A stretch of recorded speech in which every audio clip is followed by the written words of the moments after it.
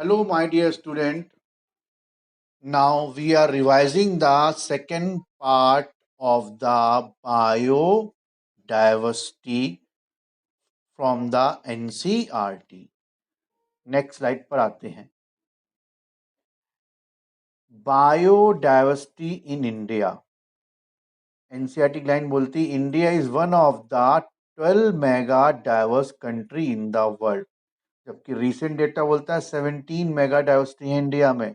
It occupy only 2.4% of the world land area but contribute 8.1% to the global species diversity. अब ये पूरा ये world का आप मैप देख रहे हैं. इस पूरे वर्ल्ड के मैप में इंडिया जो है केवल 2.4% लैंड एरिया कवर करता है. यानी पूरे वर्ल्ड का जो लैंड एरिया है उसका केवल 2.4% किसके पास है? इंडिया के पास है. लेकिन पूरे वर्ल्ड की जो बायोडाइवर्सिटी है उसका 8.1% इंडिया के पास है ना. होगा भी ज़्यादा, क्योंकि ट्रॉपिकल रेन फॉरेस्ट देखिए लगभग पूरे इंडिया में क्या है? ट्रॉपिकल रेन फॉरेस्ट है. यानी लैंड एरिया तो 2.4% है, ठीक है, लेकिन बायोडाइवर्सिटी पूरे वर्ल्ड के कंपेरिजन में कितनी है? 8.1% है. नेक्स्ट स्लाइड पर आते हैं. और इंडिया में लगभग 45,000 स्पीसीज प्लांट की हैं और इसकी 2 गुना यानी ट्वाइस 90,000 स्पीसीज एनिमल्स की रिकॉर्डेड हैं. लेकिन रॉबर्ट मे के कंसेप्ट के हिसाब से चलें तो जो 22% प्लांट हैं उसको अगर अप्लाई करते हैं इंडिया की बायोडाइवर्सिटी में उसी प्रोपोर्शन में, तो ये फिगर लगभग 1 लाख प्लांट की स्पीसीज बताएगा और 3 लाख एनिमल की स्पीसीज बताएगा, जो अभी तक डिस्कवर्ड होनी है और डिस्क्राइब होनी बाकी है. नेक्स्ट स्लाइड पर आते हैं. नेक्स्ट स्लाइड पर लिखा है पैटर्न ऑफ बायोडाइवर्सिटी. एनसीईआरटी का next para, pattern of biodiversity. अब ये बायोडाइवर्सिटी का पैटर्न क्या, किस तरह से अरेंज है और ऐसा अरेंजमेंट क्यों है, तो बोलते हैं ग्रेडियंट ऑफ बायोडाइवर्सिटी. ग्रेडियंट मतलब स्लोप, किस स्लोप पे अरेंज है. Biodiversity varies with change in latitude and altitude. Latitude और अल्टीट्यूड के हिसाब से बायोडाइवर्सिटी चेंज होती है, ठीक है. ये लैटिट्यूड अल्टीट्यूड के आगे देखेंगे. The decrease in diversity when moving from lower latitude. जब लोअर लैटिट्यूड से हायर लैटिट्यूड की तरफ जाते हैं तो डाइवर्सिटी कम होती चली जाती, इसी बोला गया डाइवर्सिटी ग्रेडियंट, है ना. Generally observe that the diversity richness is more in the areas near the equator than at the pole. बोले इक्वेटर पे डाइवर्सिटी ज्यादा होगी, पोल्स पर कम होगी.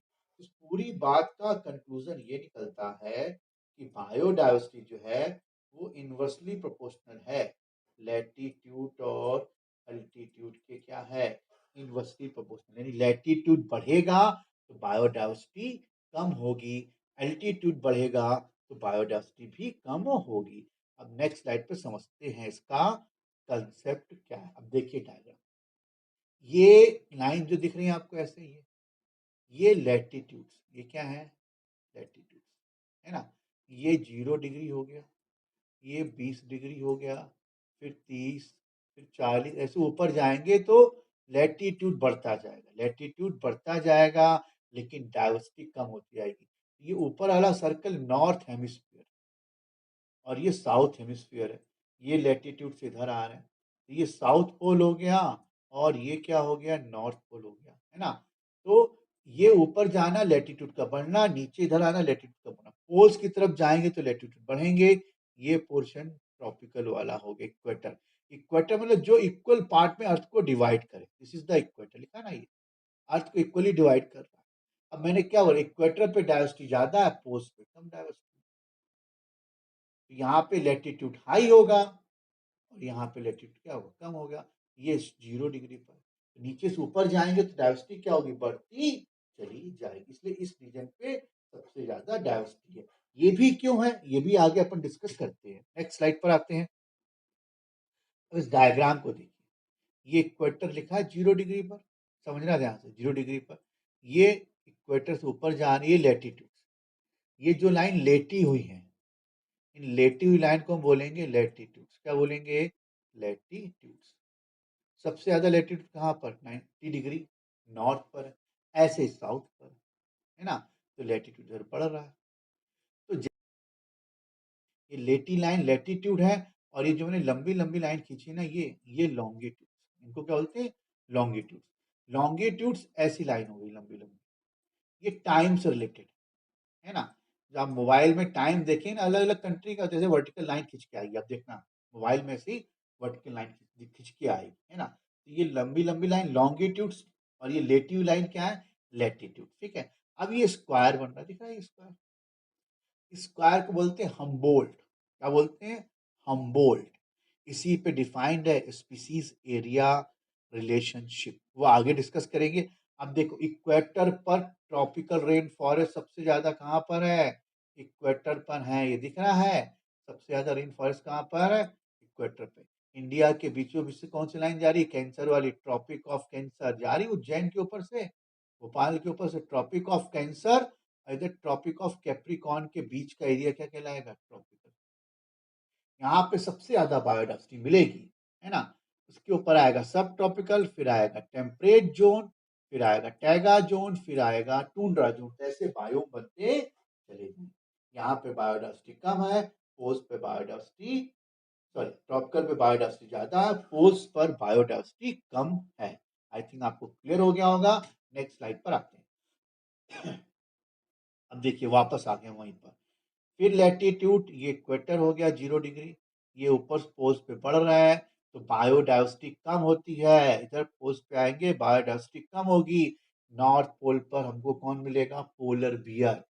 साउथ पोल पे हमको कौन मिलेगा? पेंगुइन। ध्यान रखना, ये ट्रॉपिकल बायोम, टेम्परेट बायोम, इसके बीच में ग्रास लैंड आएगा, फिर टैगा बायोम, टूंड्रा बायोम, उसके बाद आर्टिक रीजन, आर्टिक डेजर्ट है।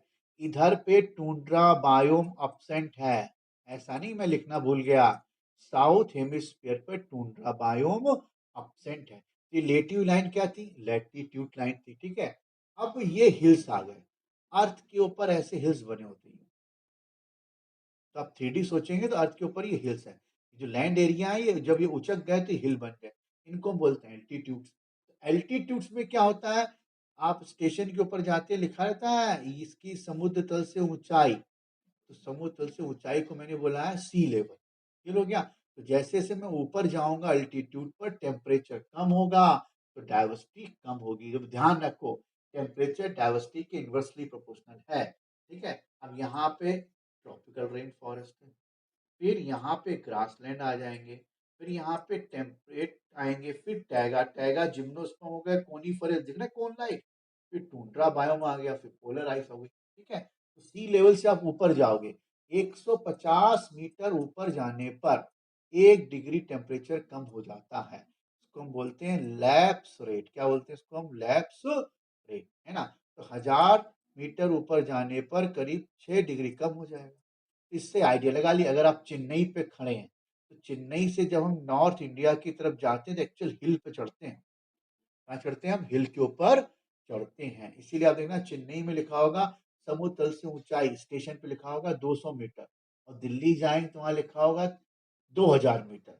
आप टेम्परेचर निकाल लो, 6 डिग्री का फर्क है चेन्नई और 1000 डिग्री पर, तो 2000 में 12 डिग्री फर्क आएगा, यानी चेन्नई के टेम्परेचर और दिल्ली के टेम्परेचर में कम से कम 12 डिग्री का फर्क होगा।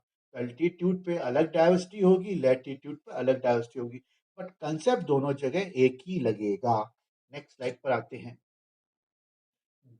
अब उसी पेज पर इन्होंने एक और दिया हुआ डेटा, ग्रीनलैंड जो है इसका लैटिट्यूड 71 है, तो यहाँ पे डाइवर्सिटी कम मिलेगी। न्यूयॉर्क का 41 है, तो डाइवर्सिटी बढ़ जाएगी, इक्वेटर पे और बढ़ जाएगी। कोलंबिया भी इक्वेटर पे, वहां पे डाइवर्सिटी और बढ़ जाएगी। ये मैचिंग द कॉलम वाला क्वेश्चन बन गया है। क्लियर हो गया? हाँ, तो मैचिंग द कॉलम के नाम पे आ जाएगा। और फिर मैंने आप बताया था कि डाइवर्सिटी ज्यादा क्यों है। अब देखो, ये नॉर्थ, ये इक्वेटर पर सनलाइट बहुत ज्यादा पड़ रही है, इक्वेटर पर सनलाइट बहुत ज्यादा पड़ेगी, यहाँ पे डाइवर्सिटी बहुत ज्यादा होगी। ठीक है। अब forest in tropical region like Ecuador, है ना, has up to 10 times as many species of the vascular plant as a forest of equal area in temperate region। ये बोलना है कि अगर टेम्परेट रीजन को मैं ट्रॉपिकल से कंपेयर करूं तो ट्रॉपिकल के उसी एरिया में टेम्परेट की तुलना में 10 गुना ज्यादा वस्कुलर प्लांट्स होंगे। यहाँ पर डाइवर्सिटी ज्यादा है, ऊपर जाएंगे डाइवर्सिटी कम हो जाएगी। बताया था ट्रॉपिक ऑफ कैंसर इंडिया के बीचों बीच जा रहा कैंसर लाइन, और इधर ट्रॉपिक ऑफ कैप्रिकॉर्न, इक्वेटर से 23 डिग्री इधर, इक्वेटर से 23 डिग्री इधर, बीच का पार्ट क्या कहलाएगा ट्रॉपिकल।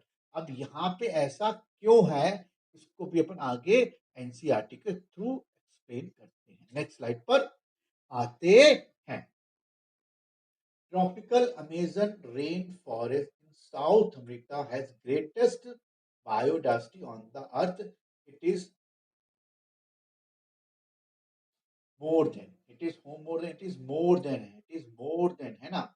अब यहाँ पे प्लांट 40,000 वैरायटी है, फिश की 3,000 है, बर्ड्स की 1,300 है, मैमल्स की 427। तो ये पाई चार्ट में आपको दिख रहा है।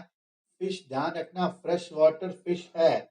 अब ट्रॉपिकल रेन फॉरेस्ट इन साउथ अमेरिका ये डेटा दे देगा, लेकिन साउथ अमेरिका की जगह पे वो नॉर्थ अमेरिका कर सकता है ना। तो अमेजन रेन फॉरेस्ट में सबसे ज्यादा डाइवर्सिटी मिलती है, इसलिए बोलते हैं अमेजन में सब कुछ मिलता है, क्योंकि अमेजन के जंगल में हर तरह के एनिमल्स पाए जाते हैं, इसलिए बोलता है Amazon is a big shop, वहां पे सब कुछ मिलता है।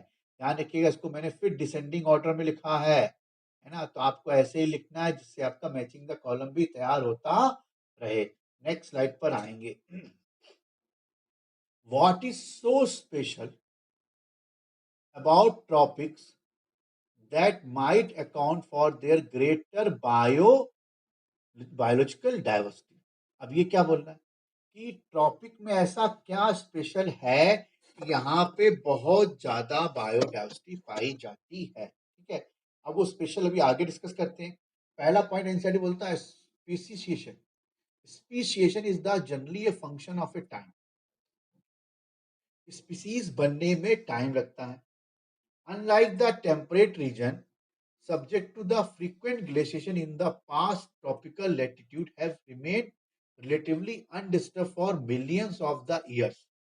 ये बोल रहा है जो ट्रॉपिकल एरिया है यहाँ पे बहुत मिलियन ऑफ द ईयर से कोई भी जियोग्राफिकल चेंजेस नहीं हुआ, यानी यहाँ पे कोई भी अर्थक्वेक वगैरह नहीं आया। टेम्परेट एरिया में अर्थक्वेक ज्यादा आते हैं, इसलिए वहां पर हैबिटेट चेंज होते रहते हैं, तो वहां पे स्पीसीज डेवलप नहीं हो पाती है। और ट्रॉपिकल में जियोग्राफिकल चेंजेस कम है, तो स्पीसीज को लंबा समय मिलता है डेवलप होने के लिए, तो यहाँ पे डाइवर्सिफिकेशन ज्यादा है। ठीक है, ये भी आगे और डिस्कस करेंगे ऐसा क्यों। सेकेंड बोलता है tropical environment unlike the temperate, temperate की तुलना अपोजिट है। Ones are less seasonal relative more constant and predictable, such as constant environment promote their niche position and lead to a greater species diversity. Tropical का जो environment है वहां पे बहुत ज्यादा मौसम में चेंजेस नहीं है, टेम्परेट में बहुत ज्यादा वेरिएशन है। टेम्परेट मतलब दिल्ली, दिल्ली में बहुत ज्यादा सर्दी पड़ती है, बहुत ज्यादा गर्मी पड़ती है। वही आप इंदौर में आएंगे, भोपाल इंदौर रीजन में आएंगे, यहाँ पे सर्दी गर्मी बहुत ज्यादा क्लियर कट नहीं है। दिन में गर्मी होगी, शाम को हल्का एनवायरमेंट ठंडा हो जाएगा। यहाँ पे सर्दी गर्मी बहुत ज्यादा क्लियर कट नहीं है, एक जैसा टेम्परेचर है, इसलिए यहाँ पे सबको डेवलप करने का मौका मिलता है। लेकिन जब दिल्ली में पहुंचेंगे, दिल्ली में जब बहुत सर्दी पड़ती है तो सर्दी वाले एनिमल ज्यादा डेवलप करते हैं, और जब बहुत गर्मी पड़ती है तो गर्मी वाले एनिमल्स डेवलप करते हैं। तो वहां पे इक्वल डेवलपमेंट नहीं हो पाता, इस जबकि ट्रॉपिकल में सब डेवलप हो जाते हैं क्योंकि इन्वायरमेंट कांस्टेंट है। इसीलिए ट्रॉपिकल में स्पीसीज डाइवर्सिटी भी ज्यादा है, निके भी टफ है, क्योंकि जब सब लोग डेवलप करेंगे तो कंपटीशन बढ़ेगा, कंपटीशन बढ़ेगा तो निके बहुत ज्यादा स्पेशलाइजेशन होगा। निके मैं एक्सप्लेन कर देता हूं। निके क्या है, निके is the way of living, जो बहुत अच्छे तरीके से रह लेगा, जिसका प्रोफेशन बहुत अच्छा होगा, वही सरवाइव कर पाएगा। जैसे आप सब नीट की तैयारी कर रहे हैं, और जो बहुत अच्छे से पढ़ाई करेगा, सबके पास वही सिलेबस है, सबके पास वही नोट्स हैं, लेकिन इसके पढ़ने का तरीका बेस्ट होगा, उसका निके भी बेस्ट होगा। इसलिए जहाँ पर बहुत ज़्यादा कंपटीशन होगा, ट्रॉपिकल रेन फॉरेस्ट में बहुत ज़्यादा कंपटीशन है, इसलिए वहाँ पे निके भी बहुत वेल डेवलप्ड है, क्योंकि जिसका निके बेस्ट होगा वही आगे इवॉल्व करेगा। हाँ, कुछ जगह पे निके ओवरलैप हो सकता है। अब ये अर्थ पे इतनी डाइवर्सिटी क्यों है, इसको डिस्कस करते हैं इस डायग्राम में।